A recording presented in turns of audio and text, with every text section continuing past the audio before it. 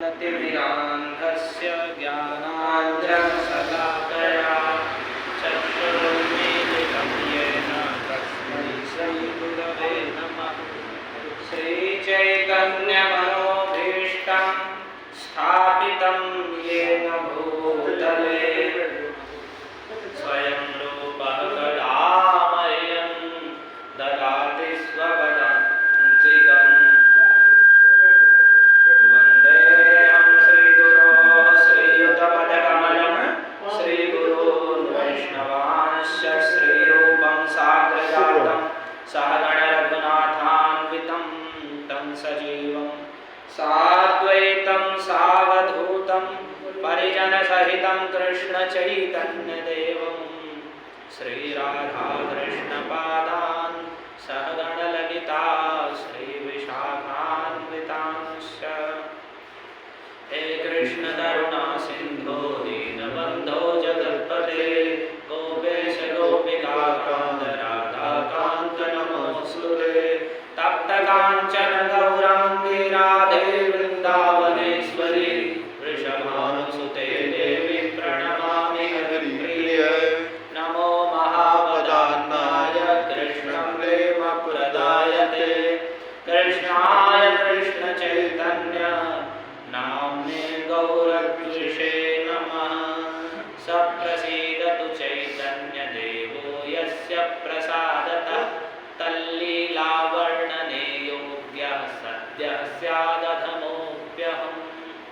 कथञ्चन स्मृते यस्मिन् दुष्करं सुकरं भवेत् विस्मृते विपरीतं स्यात् श्रीचैतन्यममुं भजे। जय श्री कृष्ण चैतन्य प्रभु नित्यानंद श्री अद्वैत गदाधर श्रीवासादि गौर भक्तवृंद। वाञ्छाकल्पतरुभ्यश्च कृपासिन्धुभ्य एव च पतितानां पावनेभ्यो वैष्णवेभ्यो नमो नमः। हरे कृष्णा कृष्णा कृष्णा हरे हरे हरे राम राम राम हरे हरे। ओम नमो भगवते श्री कृष्ण चैतन्य चंद्राय। ओम नमो भगवते श्री कृष्ण चैतन्य चंद्राय। ओम नमो भगवते श्री कृष्ण चैतन्य चंद्राय। ओम नमो भगवते श्री कृष्ण चैतन्य चंद्राय। ओम नमो भगवते श्री कृष्ण चैतन्य चंद्राय। ओम नमो भगवते श्री कृष्ण चैतन्य चंद्राय। सभी बोलिए कुमनाः कुमनाः सुमनस्त्वं सुमनस्त्वं हि याति यस्य पदाब्जयो सुमनो अर्पणमात्रेण तं चैतन्य प्रभुं भजे।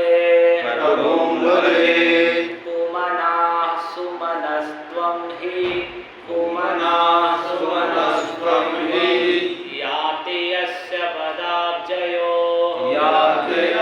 पदाब्जयो सुमनोर्पणमात्रेण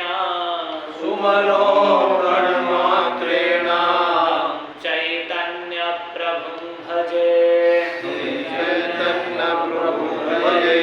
कुमनाः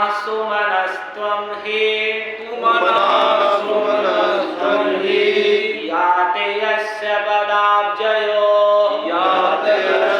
पदाब्जयो सुमनोर्पणमात्रेण चैतन्य प्रभुं भजे। हरे कृष्ण। हम स्वयं भगवान श्री कृष्ण चैतन्य चंद्र की मधुर बाल्य लीलाओं का श्रवण कर रहे हैं और श्री चैतन्य चैतामृत के आदि लीला के आज पंचदश परिच्छेद अर्थात 15वें परिच्छेद को हम सुनेंगे जो बहुत छोटा है और कई लीलाओं का इसमें संक्षेप में वर्णन है। और ये पहला इतना सुंदर मंगलाचरण है इस परिच्छेद का। हर परिच्छेद के प्रारंभ में श्री कृष्णदास कविराज गोस्वामी बड़े ही सुंदर श्लोकों के द्वारा और बड़े ही सुंदर शब्दों से भगवान चैतन्य महाप्रभु की वंदना करते हैं। तो पहले आपने सुना कि पहले में बताया कथंचन स्मृते यस्मिन् दुष्करम सुकरम भवे। देखिए हम कितने कार्य करते हैं संसार में, तो यहाँ पर एक तरीके से एक औषधि प्रदान कर रहे हैं, सब चीज के लिए एक मंत्र प्रदान कर रहे हैं कि जिनका थोड़ा सा ही स्मरण करने मात्र से अतिशय दुष्कर कार्य भी सुगमता पूर्वक हो जाता है।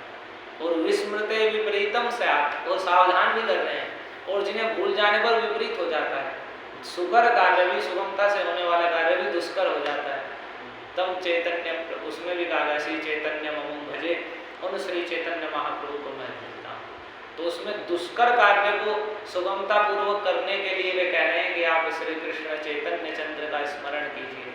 और यहाँ पर बड़ी सुंदर बात कह रहे हैं कि देखो जिसका मन दुखित है, क्लेश से पीड़ित है, तो ऐसे व्यक्ति को कुमनाह कहा जाता है। जिसका मन सही नहीं है अथवा दूषित है, बुरा मन है या दुखी मन है, तो ऐसे मन वाले व्यक्ति के लिए सुंदर औषधि बता रहे हैं कि किस प्रकार से वह अगर कुमनाह व्यक्ति सुमना होना चाहता है, किस प्रकार से जो बुरा मन है, बुरा मन के अनेक कारण हो सकते हैं, किसी गलत कार्य के हो जाने से या अनेक प्रकार की संसारिक विषयों पे पड़े रहने के कारण मन की जो बुरी अवस्था, उसमें संसारिक विषयों की ही वासना उदित होती है, तो वह भी कुमना है, मन की बुरी अवस्था है। या कभी कभी हम कुछ कार्य कर रहे हैं और किसी कार्य के कारण या किसी भी संसारिक परिस्थिति के कारण हमारे मन में जो उदासीनता आदि आ जाती है या दुख आ जाता है, क्लेश आ जाता है, तो उस समय भी कुमनाह यानी मन की बुरी अवस्था है। तो ऐसा जिसका मन शुद्ध नहीं है, सुंदर अवस्था में नहीं है, सही अवस्था में नहीं है, उसे कुमनाह कहते हैं।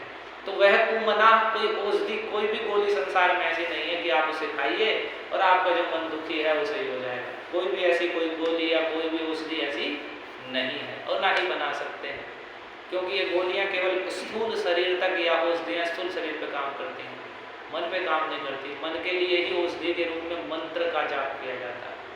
लेकिन यहाँ एक बड़ा ही सुंदर कह रहे हैं कि कुमनाह सुमनस्त्वम ही, कि कुमना वाला व्यक्ति जिसका मन बुरा है या सही नहीं है, दुखित है, तो वह भी सुमना हो जाता है। सुमनता को यानी सुंदर मन को प्राप्त कर लेता है निश्चित रूप से। कैसे प्राप्त कर लेता है? तो बड़ी सुंदर बात कर रहे हैं, यस्य पदाब्जयो सुमनोर्पण मात्रेण, कि जिनके चरण कमलों में हम कुमना हैं और हमें सुमना होना है। तो एक जो पुष्प है उसका भी नाम है सुमन। तो जिनके श्री चरण कमलों में, जिनके दोनों चरण कमलों में सुमन अर्पण करने मात्र से कुमना व्यक्ति भी सुमना हो जाता है। तम चैतन्य प्रभु भजे, उन भगवान श्री चैतन्य महाप्रभु को मैं भजता हूँ, उनकी वंदना करता हूँ। तो यदि हम कुमना है और हमें सुमना होना है, तो हमें चाहिए कि हम श्री कृष्ण चैतन्य महाप्रभु को भजें और उनके चरण कमलों में पुष्प यानी सुमन अर्पित करें। तो कुमना से सुमना होने का एक सुंदर औषधि यहाँ पर कृष्णदास कविराज गोस्वामी बड़े ही सरल शब्दों में इसे बता रहे हैं कि जिनके चरण कमलों में सुमन अर्पण, जाति पुष्प अर्पण करने मात्र से ही कुमना व्यक्ति भी सुमनता लाभ करता है, सुमना हो जाता है। उन भगवान श्री चैतन्य महाप्रभु को हम भजते हैं। सभी बोलेंगे पीछे, जय जय श्री चैतन्य जय नित्यानंद, जय जय श्री चैतन्य जय नित्यानंद, जय जय श्री चैतन्य जय नित्यानंद, जय जय श्री चैतन्य जय नित्यानंद, जय अद्वैत चंद्र जय गौर भक्त वृंद, जय अद्वैत चंद्र जय गौर भक्त वृंद, जय अद्वैत चंद्र जय गौर भक्त वृंद, जय अद्वैत चंद्र जय गौर भक्त वृंद। भगवान, इसका अर्थ है भगवान श्री चैतन्य महाप्रभु की जय हो, जय हो।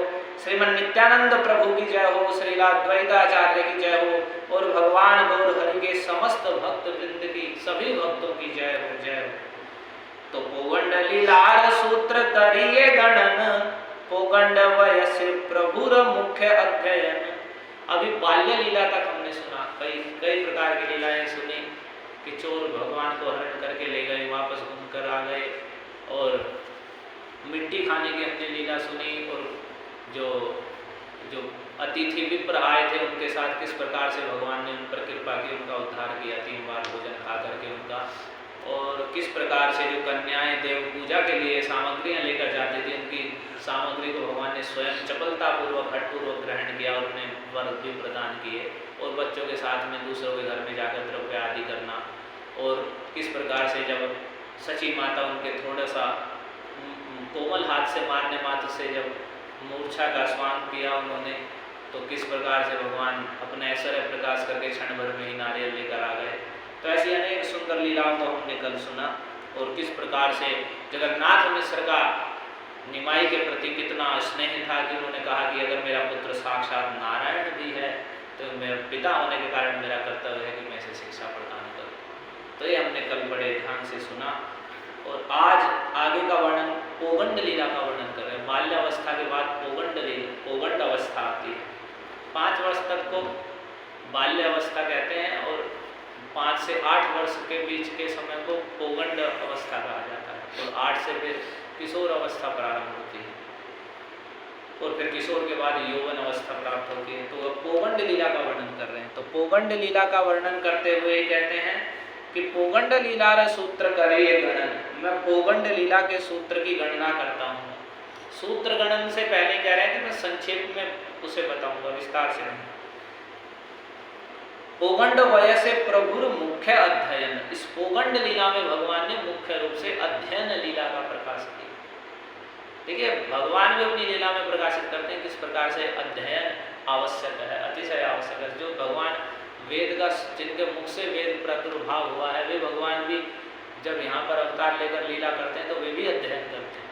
कृष्ण लीला में तो बहुत समय बाद अध्ययन किया, क्योंकि वहाँ गोप के घर, एक ग्वाले के घर पे जन्म लिया था और अवतार लिए थे भगवान। तो लेकिन यहाँ क्योंकि एक ब्राह्मण के घर जन्म लिए हैं तो बचपन से विद्याध्ययन दिखाना है, तो पोगंड लीला के समय भगवान ने विद्याध्ययन किया। तो पोगंड, ये 5 से 8 वर्ष की आयु के बीच में भगवान का मुख्य अध्ययन लीला ही प्रकाशित हुई।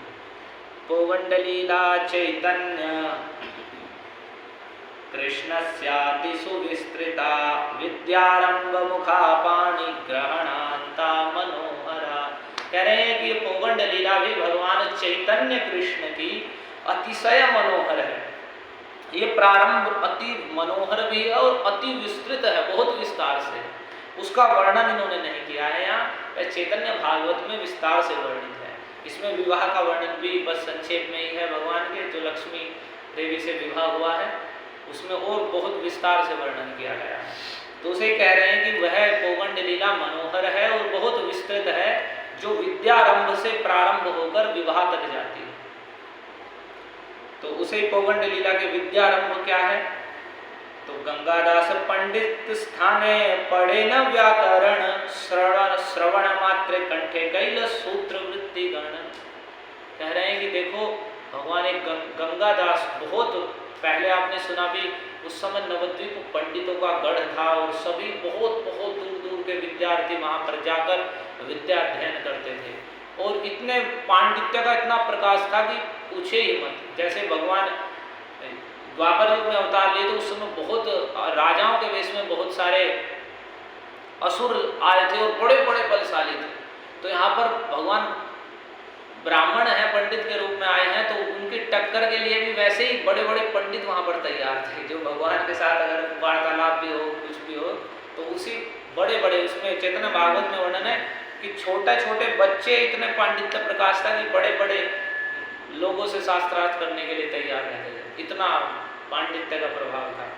तो इसे कहते हैं गंगादास। तो वहाँ एक बड़े ही सरल और भगवत भक्त गंगादास पंडित थे, जो बड़े प्रसिद्ध थे व्याकरण पढ़ाने के लिए और बड़े विद्वान थे। बहुत से विद्यार्थी उनके पास पढ़ने के लिए जाते थे। जगन्नाथ मिश्र ने जान करके गंगादास पंडित के विषय में और इन्हें वहाँ पढ़ने के लिए भेज दिया। और पढ़ने की उस समय व्यवस्था ऐसी थी कि घर पे ही रहते थे भगवान, और घर से ही पढ़ने के लिए पाठशाला में जाते थे गंगादास पंडित के निकट, और वहाँ से फिर गंगा स्नान करके फिर वापस आते थे। तो गंगादास पंडित के पास जब पढ़ने के लिए जाने लगे तो अद्भुत भगवान ने का ऐश्वर्य वहां भी प्रकाशित हुआ। कह रहे हैं श्रवण मात्र कंठे कैल सूत्र वृत्तिगण। व्याकरण में क्या होता है, पहले सूत्र लिखे हुए हैं, जो पाणिनि व्याकरण है उसके सूत्र लिखे हुए हैं, यानी संक्षेप में एक बात कह दी गई है, फिर उसकी व्याख्या के रूप में नीचे वृत्तिगण बाद में जो व्याकरण के आचार्य हुए उनके द्वारा दी गई है। तो यहाँ कह रहे हैं कि श्रवण मात्र से एक बार चैतन्य महाप्रभु श्रवण करते और सबको याद कर लेते, तो उससे सब आश्चर्यचकित हो जाते, और गंगादास पंडित भी आश्चर्यचकित होते, क्या अद्भुत है कि एक बार पढ़ा और सब याद है, सब स्मरण है। तो फिर आगे अल्पकाले हैल पंजी टीकाते प्रवीण चिरकाले पड़ुआ जीने हैया नवीन। कह रहे अल्पकाल में ही, बहुत कम समय में ही उन्होंने जो मुख्य सूत्र है, पंजी है और उसकी जो टीका व्याख्या है उसमें प्रवीण हो गए। बहुत कम समय में ही सारे व्याकरण पढ़ दी और उसका जितने भी उसकी व्याख्या है सब उसमें प्रवीण हो गए, दक्ष हो गए, विद्वान हो गए। और चिरकाले पढ़वा जिन्हें हैया नवीन, और जो बहुत समय से पढ़ रहे हैं उनको ये नवीन होकर भी, शुरुआत के विद्यार्थी होकर भी उनको भी परास्त करने लगे। तो यहाँ निमाई पंडित के नाम से फिर प्रसिद्ध हो गया भगवान का नाम।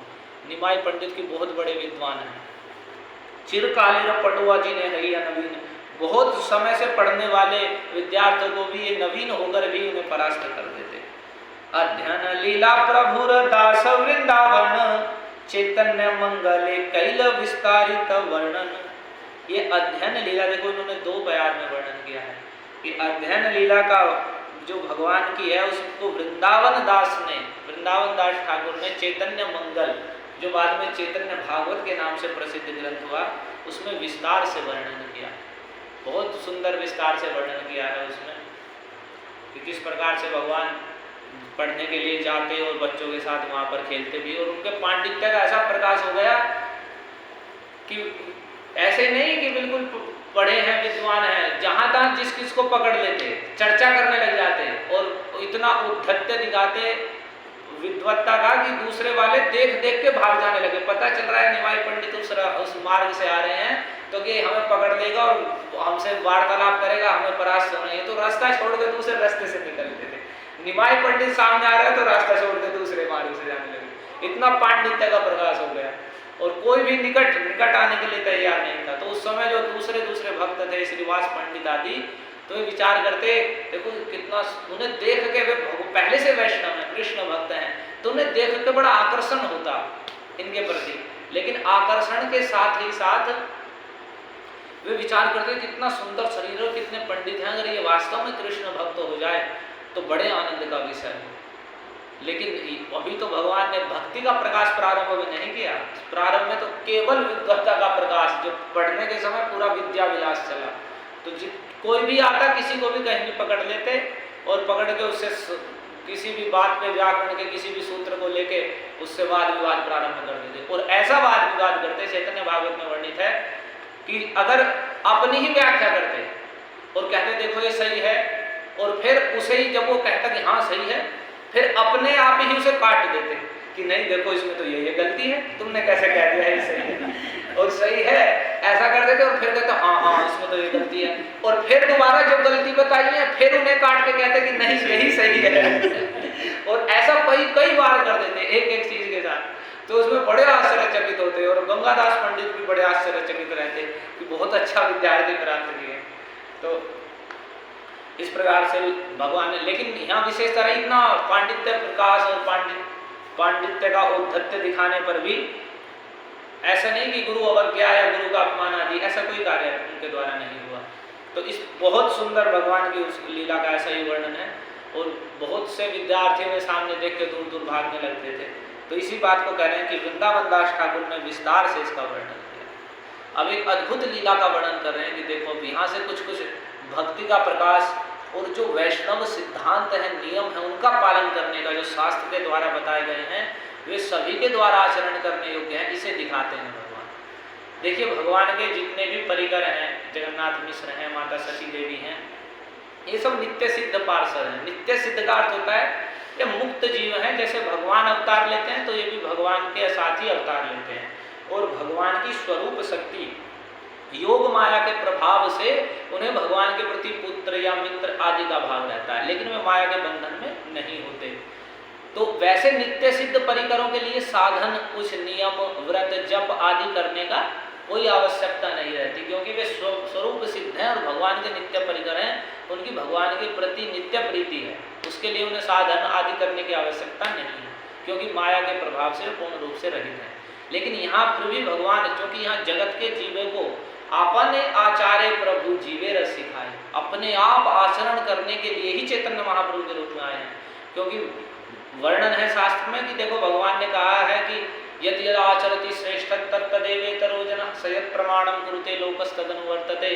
भगवद गीता में भगवान कहते हैं जो समाज में श्रेष्ठ व्यक्ति हैं या जिन्हें लोग श्रेष्ठ मानते हैं, वह जैसा जैसा आचरण प्रस्तुत करते हैं, सयत् प्रमाणम कुरुते, अपने आचरण के द्वारा जिस बात को प्रमाणित कर देते हैं, तो सामान्य जन लोकस्तदनुवर्तते, सामान्य लोग उनका ही अनुवर्तन करते हैं, उनके पीछे ही चलते हैं।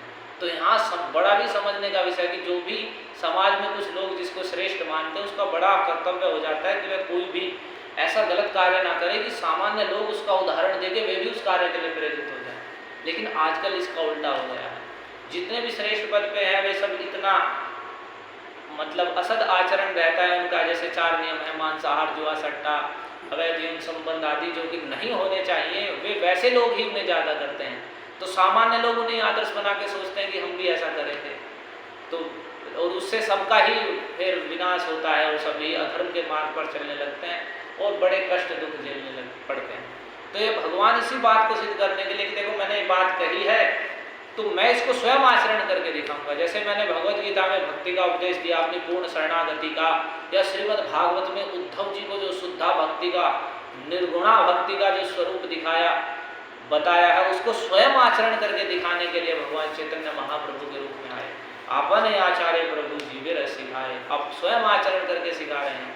तो उसमें ही एक आचरण दिखा रहे हैं कि जबकि सची देवी नित्य सिद्ध परिकर है भगवान की, लेकिन यहाँ पर दिखाया इस लीला के माध्यम से कि सची माता पहले से एकादशी व्रत नहीं रखती है, और यहाँ पर भगवान ने स्वयं प्रेरित करके उन्हें कहा। उसी बात को यहाँ कह रहे हैं कि एक दिन मातार पद करिया प्रणाम, प्रभु कहे माता मोर देह एक दान। ये देखो मांगने का तरीका, कहने का तरीका कि एक दिन माता के चरण कमलों में भगवान ने प्रणाम किया और प्रभु कहने लगे, हे माता मोरे देह एक दान, आज तुम मुझे एक दान दो, एक वस्तु मैं आपसे मांग रहा हूँ, उसे प्रदान करो। तो क्या वस्तु दान दें? तो वह तो उनके प्रिय पुत्र हैं ही,